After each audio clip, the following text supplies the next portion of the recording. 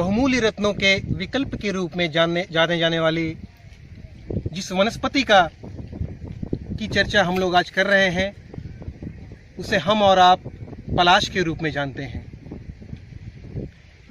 मित्रों, ये वही पलाश का वृक्ष है जिसे ज्योतिष जगत में एक बहुमूल्य रत्न की भांति ही स्थान दिया जाता है। आज मेरे हाथ में जो ये पुष्प है, ये जो रक्तवर्ण पुष्प आपको मेरे हाथों में दिख रही है, ये इसी पलाश के पुष्प हैं जिनका बहुत ही औषधीय प्रयोग भी कई जगहों पे हम देखते हैं। लेकिन इस पलाश के वृक्ष का जो ज्योतिषीय महत्व है वो आज मैं आपको बताऊंगा।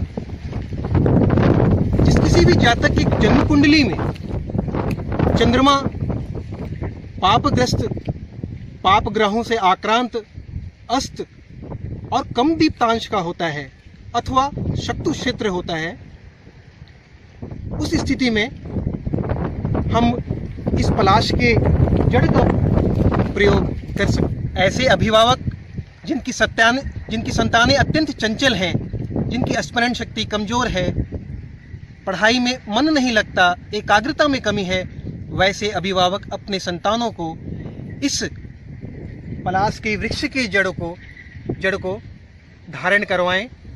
जिन्हें अक्सर वाहन दुर्घटना का सामना करना पड़ता है, ऐसे जातक जिनके वीर्य में दोष उत्पन्न होता है, ऐसे जातक जिन्हें वात व्याधि होती है, उन्हें पलाश अत्यंत ही लाभकारी उनके लिए है।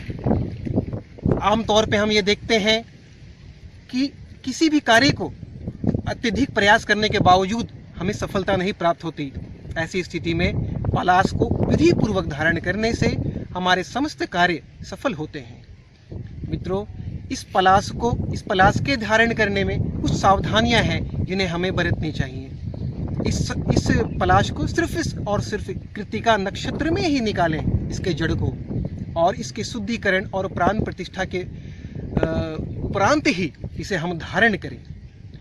आज इस बहुमूल्य रत्नतुल्य पलाश के वृक्ष के बारे में हमने जानकारी प्राप्त की। आशा है हमारे सैकड़ों और हजारों श्रोता और दर्शक इससे लाभ उठा पाएंगे और बहुमूल्य रत्नों के स्थानों पर इस वनस्पति का प्रयोग अपने व्यक्तिगत जीवन में कर पाएंगे। आप सभी का धन्यवाद।